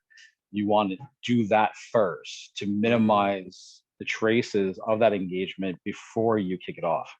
Yeah. So what you're doing is just creating a false positive at that point, so that they're expecting you to come over here, but they see a light over there, but in reality, you're actually going the path that you're going, that they expect you to go to.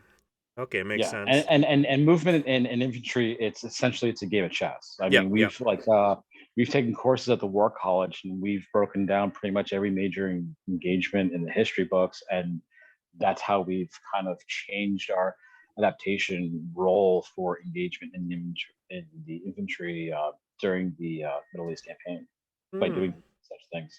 Okay. Yeah. Milsim is a way of sharpening those skills, guys. So yeah, it's a game of chess. I'm out here playing checkers, but he's playing chess. Okay. All right, brush across this subject because we tried to avoid it, but we needed to talk about it a little bit. But we'll do a deep dive into this eventually because this is a topic on its own. Oh yes. So NVDs, NVGs, and thermals. So this is, if you made it this far, I mean, hopefully you've got this. You know, you got noise discipline, light discipline, camouflage, hopefully you movement, understand positive more. ID, fighting at night, drilled down before you start investing into these expensive equipment, guys. Because boy, I need binos. No, you're just. But you're if you want to cheat, just buy thermals. 30 grand to buy? No. Do you have 10 grand to buy it? No. I have 2 toilet paper rolls, like Henry. Thank you, Henry. I have the duct tape.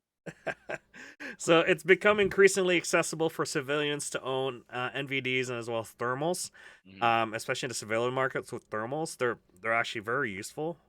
But we're not going to be going over the different models. You know, we're going to be going over how to utilize them and deploy them as a squad asset. Like what Michael's saying, expensive equipment for the military means that it's an asset to use to give an advantage over the enemy. And you don't want to give those things away to the enemy, especially in the military. So that's why you protect them at all costs.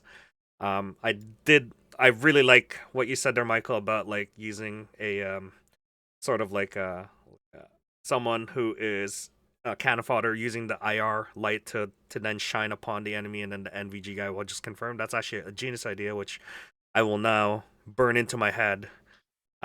So if you are with me and I give you the IR flashlight, you are cannon fodder. It's not so much cannon fodder. It's more like point out what you think you might see something. Become tribute. Yeah. Here, distract. Yes, sir.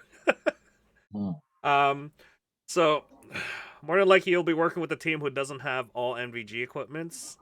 If you follow the guide provided above, you're going to become a valuable asset to them at night, and as so, being able to see further provides the squad leader and teammates a greater sense of situational awareness. As Mac was mentioning, communication is key to this point, pointing out things. You know, you see a light over there, that might be them. You see, it takes one guy to really just kill the light discipline by the enemy pulling out their phone, looking at it, and then now you see a face, right? Or for me, my experience was someone with an iPhone doing the Face ID. All of a sudden, you see a grid pattern show up in the middle of the forest out of nowhere, and you're like, I'm pretty sure that's someone over there. Passcode. Someone just punched in a passcode. Yeah. And also know your equipment operation. I mean, don't leave your IR light on. Yeah. And then also know, like, not everyone has, a big budget to buy, PBS 14s or anything like that. But people who are getting into the digital spectrum know how much of a signature your device leaves or leaves to other devices as well. Yeah. Like one of the guys that I'm taking to Crossfire with me, he showed me his digital night viewer, and I showed him how it looks through PVS 14, but also showed him how it looks, to everyone else's, and then you could see how much of a cast it has, and how they relate to each other. Yeah. So even those cheap NVGs, the digital ones, right? If people don't observe light discipline, like yes, those things are crap when picking up light, but it's also good at picking out any little light that comes out in a digital form and amplifying that like a little bit better. So yeah, even those cheapo ones, I mean they're crap. Their resolution is crap, and the refresh rate is not that great. But if they're just sitting there in guard duty and they see someone playing around with like an IR laser at night from a distance, or someone activates their phone because they're just bored and wants to pull out their phone, yeah, they're gonna see it through that digital CCD like camera lens that they have, and it's still gonna amplify it, right? So yeah, make sure that you follow the guide above, with especially with light discipline. Um, yeah, that's a big one. So yeah, if you are using NVDs, you're able to peer through areas where where your team leader or squad leader tell you to go to, and you can scout ahead for the rest of the team, and see if they're not if it's safe or not safe to go through. Like it's like Michael's saying, like using that tactics of shining an IR light and then turning it back on to see if someone's there, right? That's a great idea. Hmm. Um, Thermals, especially, it can see body heat that is present in the area, especially when you're moving to like a position where you think someone's there, right? Pull up the thermals and see if you can see body heat. If they're not concealed properly, right? Mhm. Not in hard cover, right? But if they're not concealed properly, that means they're not right behind thick bushes, or they're not covered in good camo netting, or just generally they're just standing there being an idiot and expelling all their body heat. Thermals can pick up that in an area where typically it's dark. So it's it's a great tool to have, right? NVGs and thermals are scouting tools instead of individual fighting tools. Yeah, and knowing is half the battle when it comes to information that you can provide to the rest of your squad. That's the best type of weapon that you have right there, is providing information to the squad leader, being like, hey, there's like 4 bodies moving there. There might be more, right? And then on the thermals, it shows even more. Now you know where you're heading to, and now you know what kind of presence that they have there, and then you could just push forward, knowing that you're going to be engaging them soon, and you're going to have an upper advantage because you've spotted them first. Now you're moving into the dark with knowing that there's an entire like squad there or something. Hmm. Um, so the only disadvantage of NVG and thermals is that it cannot see through thick or heavy vegetation. I've already said this. From the camouflage and concealment. Um, Also, another disadvantage is that light emitted from the NVG from users' eyes can be seen at night. It's It actually happened to me once where I was in MSW. Our patrol base was attacked by a rogue. Mhm. Um, I guess they got bored. NATO got bored and attacked us at morning time for stand 2. And they didn't get far. The only reason I saw this guy in the woods when I woke up in the middle of the night, and then Dayton's like, "What's going on?" He's like all hollowed up. He's like, "I'm not putting on my shoes. I'm just gonna defend this bunker." I'm like, "Okay, I'm gonna go out, put on my shoes." Got out. It was almost dawn, right? Or what is it? Morning time. The sun was rising, and Just gone. yeah, it was really dark because of the fact that like your natural eye light, your eyes were just like adjusting to the bright light in the horizon, and then over here is like dark.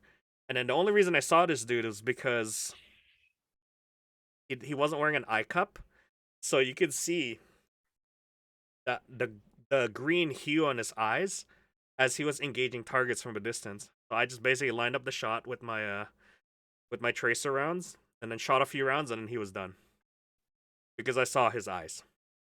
And Yeah, use an eye cup if you can. I know I don't have an eye cup, so I take the risk of doing that as well. And lastly, um, especially with expensive equipment like this, you should train. You should Absolutely, train, train, absolutely. train. Don't think And NVGs or thermals will make you invincible. You need to train with it to be effective, especially when working with a team or squad. Mm. Yeah, yeah. so go ahead, Michael. Oh, the other thing I was going to say is, within the realm of airsoft, if you do have these lower end NVDs, don't feel bad that you have them. It's still somewhat of an asset for gameplay, but just be careful when you use these things. Make sure you're covered up. Make sure you're not having excessive light being cast on your face, especially with anything that has like an open viewing screen or anything like that. I mean, we're not trying to crap on individuals that don't have the budget for these things, that just wanted to experience NVDs, but just be very careful when you deploy these things. And they should be done from like a reconnaissance uh, element, or be bunkered down somewhere. Yeah, yeah. It's a lot of people think that an NVG or a thermal is you go out to the front, you have the advantage, you could see them, you're fighting them. You should be effectively using them with your fire team, with your squad, to provide information to them on what you see, what you can see and what they can't see. It's it gets to a point where yeah, you're flexing hard because this is expensive. Mm. It's expensive because it's a squad asset. It gives them the benefit that you can see further and you can provide them information on what's up ahead. Not everybody can have it. Understandable. It is expensive. We'll go over a different top podcast segment on this because it's just one of those things that is not necessary for airsoft, but Exactly. everybody's asking is like, oh, do I need it? Do I need it? Do I need it? We already said at the very beginning. What did we say? You don't need it. Mm-hmm. You. So the next episode is not for the peasants. um, anything else you want to add to NVGs? I don't really, honestly, want to dive into it too much. No. We're treating it as a squad weapon, not a individual weapon. Be that lone wolf. Spend the money irresponsibly. For you, Michael, using it in the military, did you get a lot of time to use it? Too much. Too much? Too much. Damn. Yeah, I actually have issues with my eyesight because of it. Oh, yeah. Yeah, like I have one eye that sees cooler than the other one, and the other one sees a hell of a lot warmer. Yeah. Like a lot. It's If visible. if you're using monocles, yeah, I've had the same issues too, where I've used it for like 4 hours straight, and you Mm. definitely see a difference in like one eye is like totally you could see like natural, like Yeah. light, and then the other eye, Mhm. because of the green hue, it just screwed it up for like a couple of hours for me. It took a Yeah. while to Yeah. to recover, but I understand what, like, if you've been using it constantly, um, yeah, it does get a little bit dangerous per se. Yeah. But the funny thing is also is I actually preferred monocle over binos just because of having the ability to see how you are in said environment. Because when you're relying on binos and training just binos, it's usually something that they be used for a fast response force because you need to see that environment and it's go go go. But with a monocle, you could see the environment as your enemy would perceive to see it You as could well. see you could see two types of environments, one with infrared, and then the other one with your natural eye.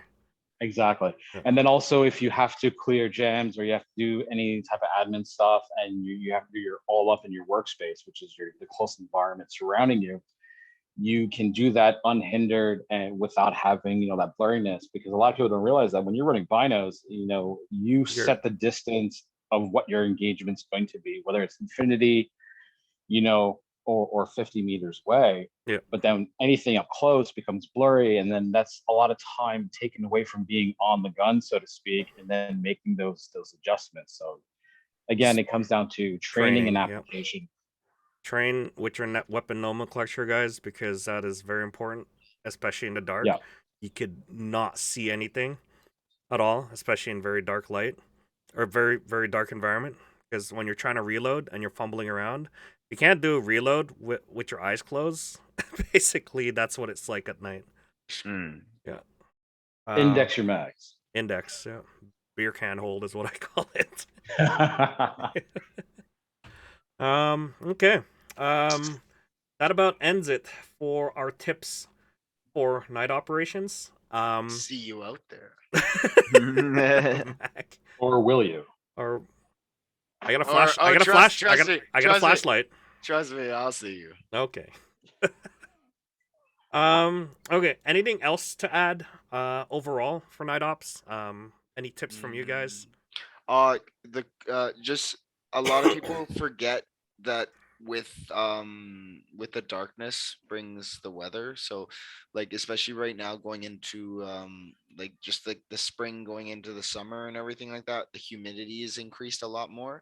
So like fogging is like you thought it was bad in the winter, guys, like that when it hits that dew point and there's just moisture on everything, it can be pretty bad and pretty tough to fight, especially with fogging, so not wearing too many layers can obviously help, but then obviously you want to wear the right stuff so that you're able to sustain yourself for a prolonged amount of time, because yeah, you're not moving as much as you would during a skirmish, like a day skirmish, and it's and the heat isn't there, so yeah, it's something to consider. Yeah. It gets really cold at night. Sitting on a cold ground sucks up a lot of your energy as well. So just be 100%. careful with that. It'll zap it right out of you. Yeah. Did we do a segment on Milsim? And I think we did a segment on Milsim and talking about how to deal with the cold. Yeah, I cold think weather. they need. Yeah, cold weather. Go over that as well. We don't want to go over like some of the like essential kits they need to keep warm. You could go over some of the winter airsoft stuff that we've gone through, or segments we've gone through, and that'll explain to you how to deal with the cold.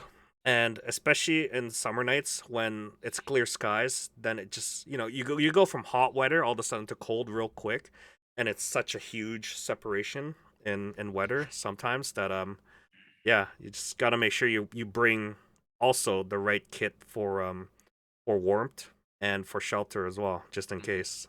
Yeah. Okay, Tack, anything from you?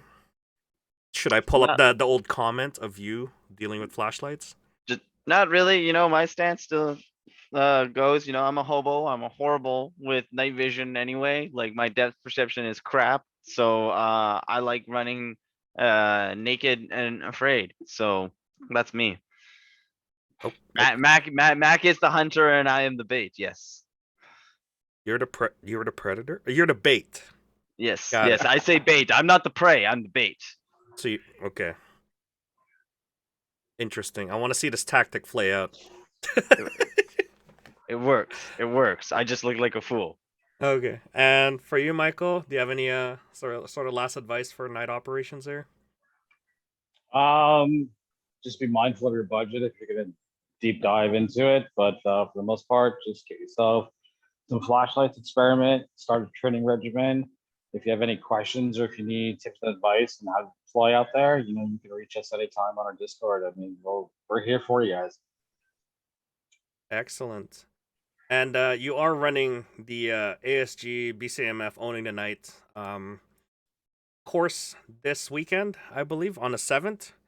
Yeah. So this weekend, right before it kicks off, we'll be going over some light discipline, how-tos, how to move, how to engage targets, how to paint targets. Just basically everything will be covered here, just to move more on hand and tell you, don't eliminate Mac. He gets mad. Okay, and I'll link the registration down in the description below, guys. If you're interested in joining up on that, highly recommend it. Hopefully, it doesn't rain too much this weekend.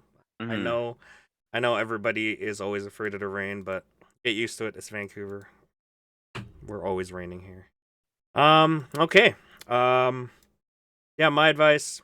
Um, yeah, situational awareness is much more important than individual fighting with NVGs. for me, providing information to the rest of the squad as an NVG user is always utmost important. Yeah, I don't treat my NVGs as an individual fighting equipment, although I do like to pop up behind someone once in a while and be like, "Hey, what's up? You didn't hear me." But yeah, working with the team with it is probably more effective than going out there alone and just dropping dudes. Mm-hmm. Plus, I don't I'm know. a team player, I so like stacking. I know you like stacking bodies. Yeah, I know you do. When we need you to stack bodies, Mac, we'll let the leash. Okay, I will. Well, Go, I will go. I'll let you Other loose than on the that, leash. I'm really good at a team player. I'm a really good team player. Unless you get TK'd. Unless you eliminate me from behind with your fox fucking whatever nods. Yeah. Yeah. Well, when Mac, two real nods. You should get them to read through the PID portion of this segment. You know. Yeah, I will definitely forward the episode description to said individual, and Just name him. We'll circle back to it. Just name him. Just name We'll him. We'll circle back. Just name him. Just name him. We know there's only a couple people that have those fox fuck whatever the fucks. Okay, he knows. He fucking knows. All right, Mac. Noise discipline. All right. All right. All right. Well, that ends our segment of night operations. Hopefully you found that useful. Comment down below if you followed a guide and you actually played a night op and see if it worked for you, because yeah, we would like to know. Mhm. Or not. I mean, it's night ops. We won't know. Mm-hmm. Make up a story. Just say ouch. Yeah. Okay. Other than that, that is it for this segment. This is episode 85. And yeah, night ops. Did you see us at night?